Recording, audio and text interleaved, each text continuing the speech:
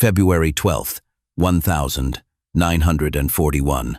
A Heinkel He 111 descended onto the Tripoli runway under the scorching desert noon. From the cockpit emerged a short German officer with ice-blue eyes, Erwin Rommel, 49 years old, promoted to lieutenant general just 3 weeks prior. Set foot on the continent, he would turn into legend. But this legend began with disaster. Just 8 days earlier, the Italian army in North Africa had completely collapsed. 130,000 prisoners, Benghazi fallen, all of Cyrenaica toppled like dominoes. British forces stood only 750 kilometers from Tripoli, a distance a mechanized division could devour in days. In Rome, Italian generals packed their bags, preparing to evacuate. In Berlin, Hitler realized Mussolini's Mediterranean empire was bleeding to death. And in London, Churchill faced a fateful choice: push toward Libya or turn to save Greece. Rommel didn't know this. He knew only one thing: British forces might be on their way. Perhaps today, perhaps right now. Could a brand new general, with just a few thousand troops unfamiliar with the desert climate, salvage the situation? Or had Hitler just thrown a military genius into an inescapable trap? This story is not just about a battle. It is the story of 3 decisions, one by Hitler, one by Churchill, one by Rommel, that shaped 2 years of bloodshed in the North African desert. To understand why Rommel appeared in Libya, we must return to September 1940. Mussolini, from his Libyan base, ordered an attack on British-controlled Egypt. The objective: capture the Suez Canal, sever the lifeline connecting the British Empire to India. But the offensive was a disaster. Italian forces advanced 100 kilometers, then stopped, built fortifications, waited for reinforcements. The worst thing an army can do: give the enemy time to prepare. General Archibald Wavell, British Commander-in-Chief Middle East, didn't waste the opportunity. On December 9th, he launched Operation Compass, a large raid with 30,000 troops attacking 80,000 Italians. The result? After 2 months, the Italians lost 130,000 men, 400 tanks, 1,290 artillery pieces. All of Cyrenaica fell. By February 7th, British vanguards reached El Agheila, the gateway to Cyrenaica Desert, the last road to Tripoli. Within reach, they could sweep the Italians out of North Africa. But at this very moment, Churchill faced a strategic nightmare. British intelligence reported 23 German divisions in Romania, 12 more arriving. Target: Greece. If Greece fell, Hitler would control all the Balkans, threaten Turkey, encircle the Mediterranean. The consequences? Loss of the Middle East, loss of oil, possibly loss of the entire war. On February 12th, the very day Rommel landed in Tripoli, London issued orders: halt all operations in Libya, transfer forces to Greece. Wavell was stunned. Field commanders like Richard O'Connor vehemently objected. Their reasoning was simple: the enemy cannot attack Egypt if they have no base in Libya. Capture Tripoli, and they will never have a base. But Churchill had decided. He believed, first, Germany couldn't deploy large forces across the Mediterranean blocked by the Royal Navy. Second, Greece was more important politically. Third, even if Germany reached Libya, they would need until May to attack. This was Churchill's greatest miscalculation in the Desert War, because he didn't account for one factor: Erwin Rommel didn't play by the book. On the German side, Hitler wasn't enthusiastic about North Africa either. He viewed Libya as a secondary front, only needing to hold enough to prevent Italy's complete collapse.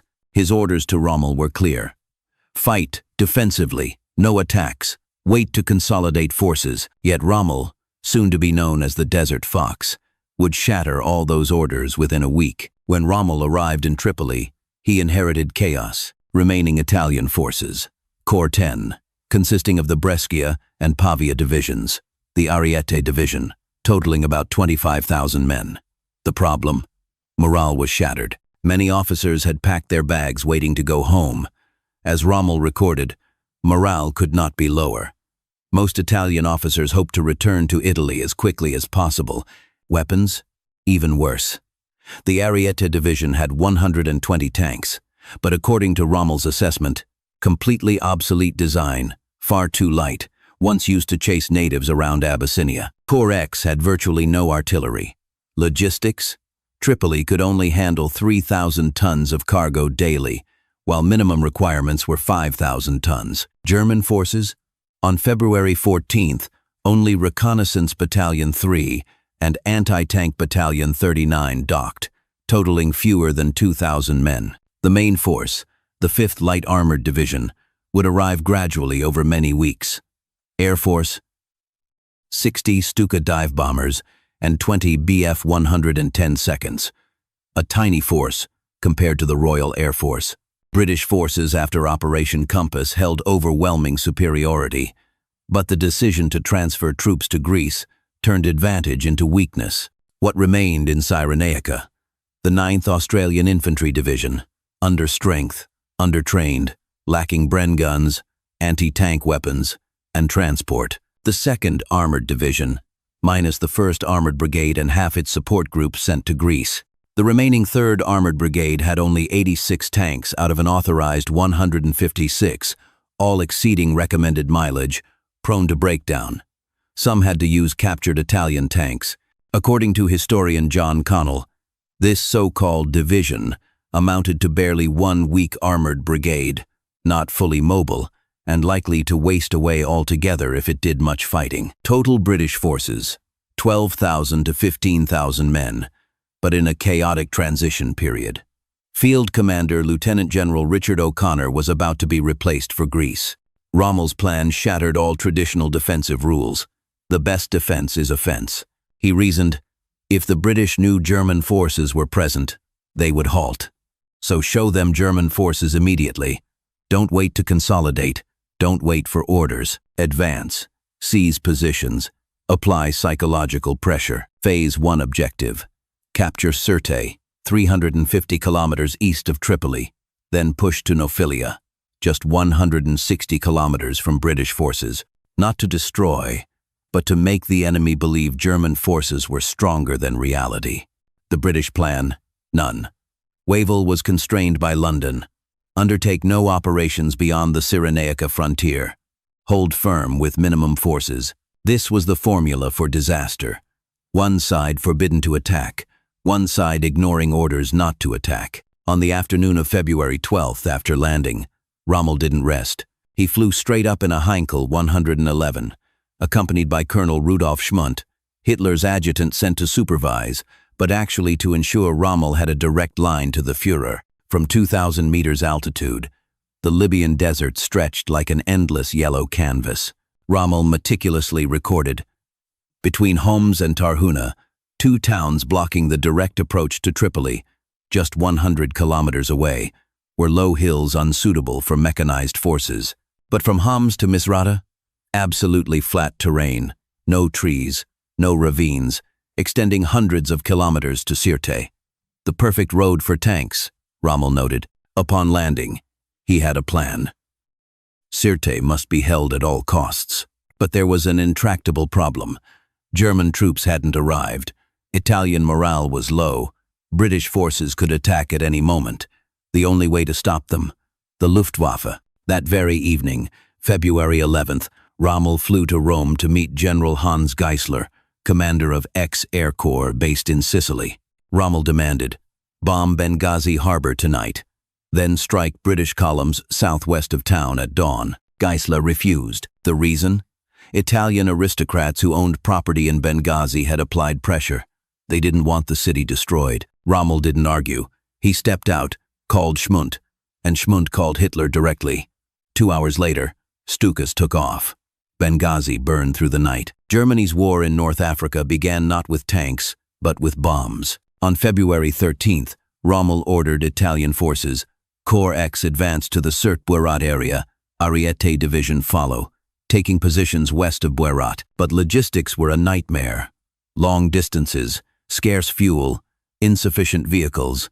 Italian units moved as slowly as snails. Then, on February 14th, at 6:30 p.m., Reconnaissance Battalion 3 and Anti-Tank Battalion 39 reached Tripoli port. Rommel didn't wait for daylight. Unload under floodlights. The RAF could appear any time, but the danger of air attack must be accepted, he wrote. The night remained quiet. By dawn on February 15th, 6,000 tons of weapons were unloaded, a Tripoli port record. German troops paraded through the streets, showing off new tropical uniforms. The purpose? Rommel admitted. Give British spies something to report. Then, without rest, both units immediately headed east. Destination: Sirte. On February 16th, Reconnaissance Battalion 3 under Baron von Wechmar reached Sirte. The same day, 60 Stukas and 20 Bf 110 seconds landed in Libya. Rommel ordered airfields built closer to the front, but this was just the beginning. On February 16th, Rommel ordered a push even further. Not just occupy Sirte, advance to Nophilia, just 160 kilometers from British forces. This was blatant defiance of orders. Hitler said defend. Rommel understood attack. A mixed German-Italian column, called the Santa Maria Column, comprising reconnaissance battalion, light tanks, artillery, was ordered forward. On the 17th, they departed. On the 19th, they reached Nophilia. Rommel wrote to his wife, "Dearest Lou, everything's splendid with me in this glorious sunshine. I'm getting on very well with Italian command. Couldn't wish for better cooperation. My men are already at the front, which has moved about 350 miles east. As far as I'm concerned, let them come." In London and Cairo, no one could believe it. Rommel understood one truth. In desert warfare, perception matters more than reality. What did the British see? German aircraft, German armored cars, German artillery at Nophilia. They didn't know the entire force numbered fewer than 3,000 men. British reconnaissance reported 1 armored division, possibly 2. How did Rommel achieve this? First, he ordered dummy tanks, made from wooden frames covered with canvas, mounted on Volkswagen trucks. From the air, they looked exactly like Panzer IIIs. Dozens of ghost tanks rolled across the desert, raising enormous dust clouds. Second, he kept units constantly moving. Morning, a battalion at Sirte. Afternoon, that battalion appeared at Nophilia. Evening, they returned. British scouts thought there were many different units. Third, the Luftwaffe attacked relentlessly. Not just bombs, but leaflets. The Fliegerkorps has arrived. Surrender is your only choice. The Fliegerkorps didn't yet exist, but the name was enough to cause panic. The British believed it. Wavell believed it. London believed it. Churchill telegraphed, "Rommel has landed with large forces. Need immediate reinforcements." But reinforce from where? Everything was pouring into Greece. At the front, chaos reigned. The 9th Australian Division was still deploying. The 3rd Armored Brigade was scattered across Cyrenaica, tanks constantly breaking down. No one had a clear plan. Orders from Cairo were simply, hold firm, no withdrawal. Rommel understood. This was the golden moment. Wait, 2 more weeks. The British would reorganize. Must strike now. On February 24th, he summoned German, Italian commanders. Clear orders. March 30. First, we attack El Agheila. Objective: push back the British, retake Cyrenaica. Italian generals were shocked, but were not ready. Forces insufficient, Rommel replied. The enemy is even weaker. They believe we're strong. Let them keep believing. This wasn't an approved plan. This was Rommel acting independently. Orders from Berlin remained. Defensive only. But Rommel had decided, defend by attacking. By late February, the balance of power had shifted. German-Italian forces held Sirte, Nophilia, and prepared to advance further. British forces, gutted for Greece, had only minimal strength, morale wavering. Commanders like O'Connor opposed London's decision, but in vain. Rommel achieved his initial objective, prevent British forces from reaching Tripoli, but he didn't stop. In his mind, a larger plan was forming. Not just hold Tripolitania, not just retake Cyrenaica, but push into Egypt, to Suez, perhaps even further. On February 19th, when German-Italian columns reached Nophilia, a German officer wrote in his diary, "We stand here, looking east, wondering if the British are looking back. If they knew we're just a handful, would they laugh?" They didn't know. And that very ignorance saved Rommel, saved German forces, and transformed the North African campaign from a secondary front into one of World War II's most brutal battlefields. 2 weeks after setting foot in Tripoli, Rommel achieved the impossible, turned defeat into balance, turned weakness into the illusion of strength, turned defensive orders into a springboard for attack. Churchill, upon receiving the news, told his generals, "We've made a mistake. Rommel is no ordinary opponent." Wavell sent an urgent telegram. "Need to reassess the situation. Enemy stronger than anticipated." Hitler, hearing the report, smiled. Rommel did right. Let him continue. But the biggest question remained unanswered. How far could Rommel go with this thin force? And when the British realized they'd been deceived, how would they react? By late February 1941, no major battle had occurred. Yet the German-British confrontation in North Africa had begun. Casualties remained small. A few dozen German, Italian soldiers in RAF air raids, some Luftwaffe aircraft lost to weather conditions harsher than expected. British forces had virtually no direct losses, but morale was severely damaged. Immediate consequences mattered far more than numbers. First, Churchill's strategy collapsed. He intended to resolve North Africa quickly, then focus on Greece. But now North Africa became a prolonged front. British forces were stuck between two locations, insufficient strength in both. Second, Rommel proved a principle. In mobile warfare, psychology matters more than numbers. The British believed they faced formidable forces, so they acted cautiously, defensively. Rommel, with fewer than 5,000 men, had immobilized 15,000 British troops. Third, military prestige changed. Previously, British forces had just defeated the Italians in the glorious Compass campaign. Now they faced a completely different enemy, disciplined, tactical, and led by a general who didn't play by the rules. Politically, Mussolini breathed a sigh of relief.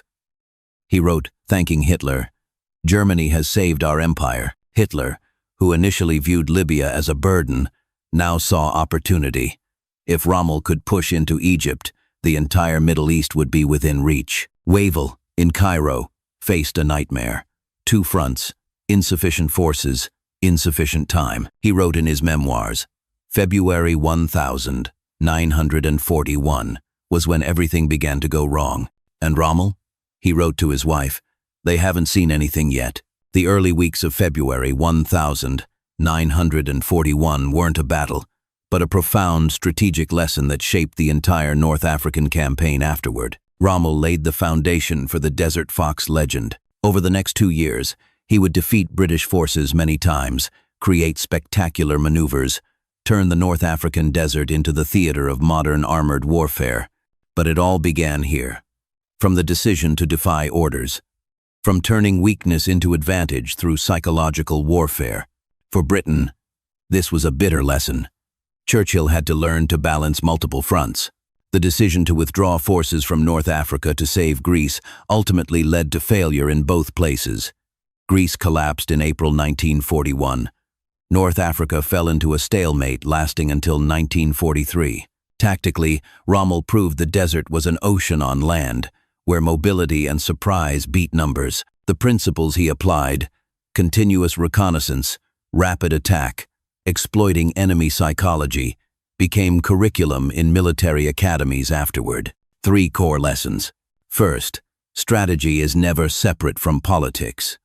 Churchill chose Greece for political reasons, maintaining credibility with allies, preventing German expansion in the Balkans. But political reasons didn't change military reality. British forces weren't strong enough in both places. The lesson: strategy must be based on actual capability, not political wishes. Second, logistics determines campaigns. Rommel's initial success came because the British were weak in logistics. Broken vehicles, lacking spare parts, lacking transport. But even Rommel later failed for the same reason. Tripoli too far, supply lines too long, RAF and Royal Navy destroying supply convoys. The lesson: a talented general cannot win if soldiers are hungry and vehicles have no fuel. Third, leadership is the art of breaking rules at the right time. Rommel defied Hitler's orders, but he was right. He understood strategic opportunities only appear for a fleeting moment. Waiting for approval from Berlin meant losing the opportunity. The lesson: good generals must know when to obey orders, when to disobey, and most importantly, must take responsibility for their decisions. Finally, perhaps the greatest lesson: perception can be more important than reality. Rommel, with a few thousand men, made an entire British corps afraid. Not because he was strong, but because he made them believe he was strong. But one question remains open. If Churchill hadn't withdrawn forces, if O'Connor had been allowed to advance to Tripoli, how would the history of North Africa, and perhaps World War II itself, have changed? 3 weeks after Rommel set foot in Tripoli, the strategic map of World War II had changed forever. On March 31st, 1941, exactly as planned, Rommel launched his attack on Agheila. British forces, still believing they faced formidable strength, withdrew. Withdrawal became rout. Within 2 weeks, Rommel had recaptured all of Cyrenaica, except Tobruk. General O'Connor, who had just won a resounding victory in Operation Compass, was captured as a prisoner of war. Churchill had to explain to Parliament. Wavell was relieved of command. The Greek campaign, the reason British forces were withdrawn from Libya, ended in complete failure in April. Tens of thousands of British soldiers were captured, exactly as O'Connor had warned, loss in both places. Rommel became legend, not just in Germany but in the eyes of his adversaries. Churchill called him the most respected opponent. British soldiers called him the Desert Fox. Even when the war ended, Rommel's name remained synonymous with military genius, the man who turned the desert into a tactical stage. But the legend began here. From those February 1941 days, when a German general, with terrible forces, low morale, poor logistics, dared to gamble on surprise, on psychological warfare, on the ability to read his opponent's mind. History has pivotal moments, small decisions creating enormous consequences. February 12th, 1941 was one of them. A general stepped into the desert, not knowing he was about to write the most epic chapter in modern desert warfare. And when the desert dust settled, after 2 years of bloodshed, after Tobruk, after El Alamein, after the Tunisia campaign, one truth emerged. War is not decided only by weapons, but by people, by vision, by courage, by the ability to turn disadvantage into advantage. Rommel proved that. And that lesson, from the Libyan sands of 1941, still resonates today. In war, as in life, sometimes what seems impossible is exactly what defines everything.